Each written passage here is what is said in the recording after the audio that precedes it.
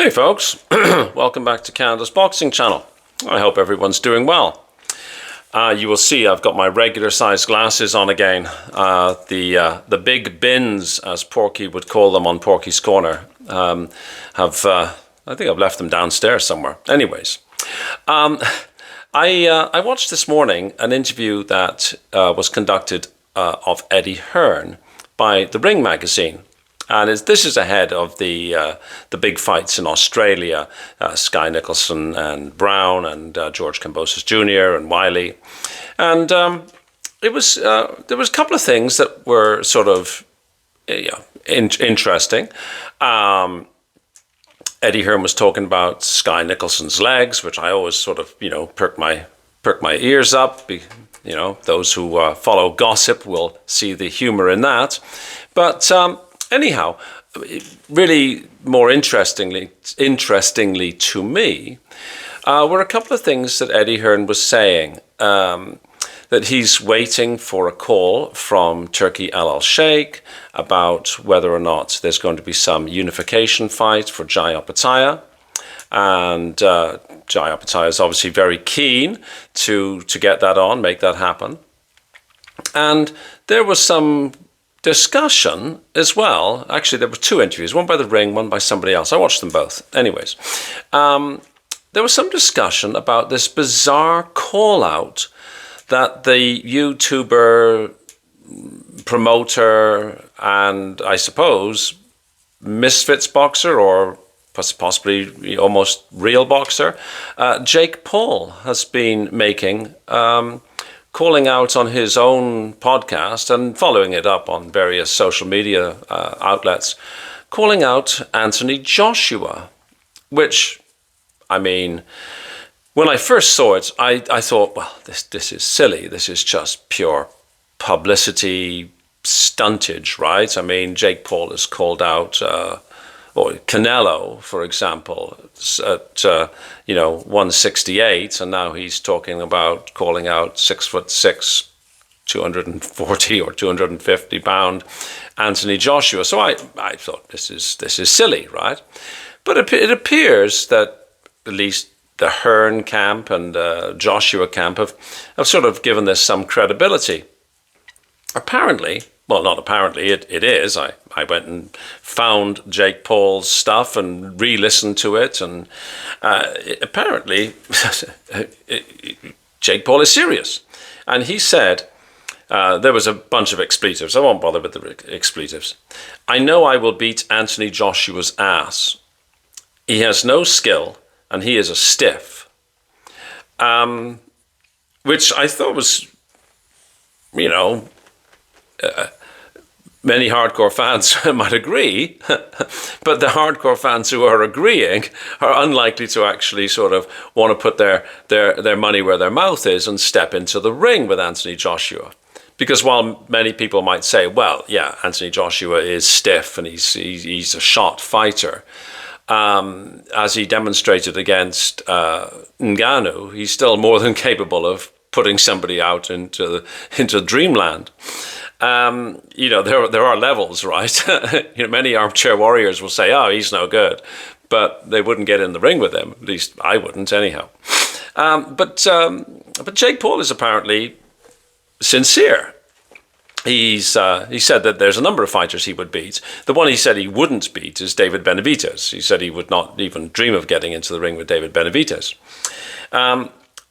And so Eddie Hearn was responding to this call out and said that, yeah, I mean, if Jake Paul wants to fight, Anthony Joshua said that he will fight anybody.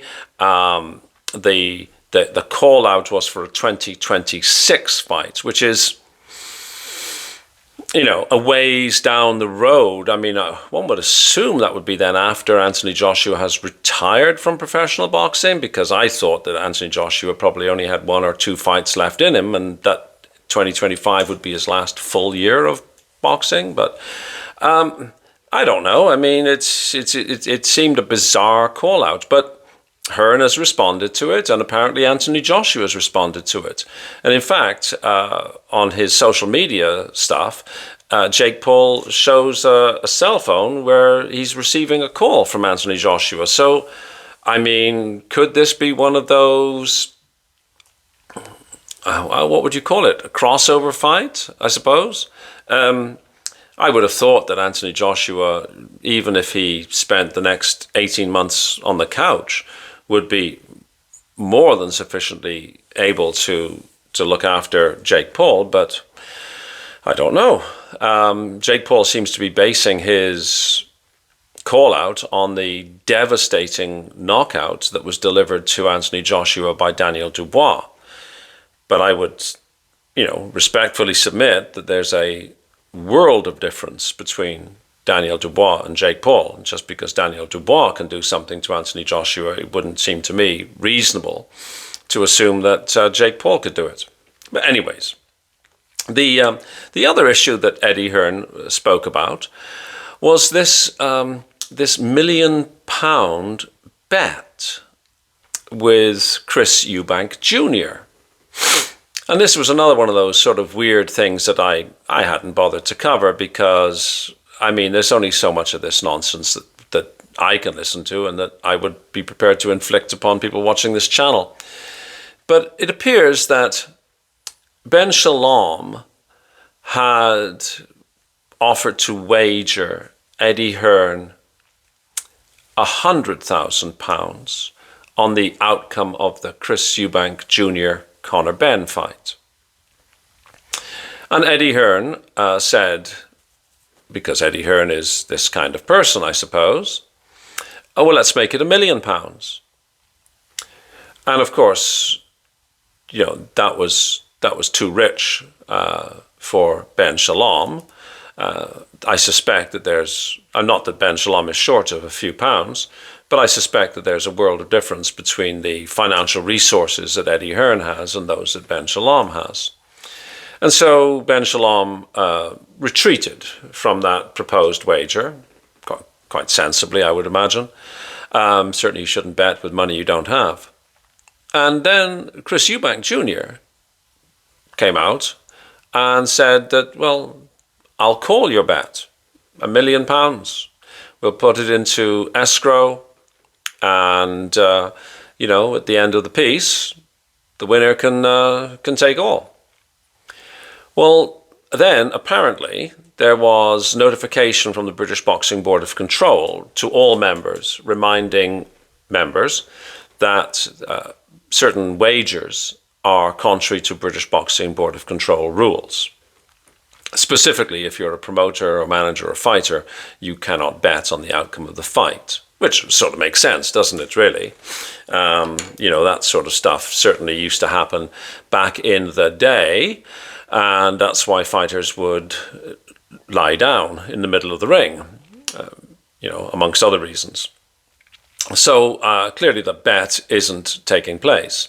And Eddie Hearn was asked about this wager, and Eddie Hearn said, yes, well, Chris Eubank knew that, and so, it was just Chris Eubank making noise.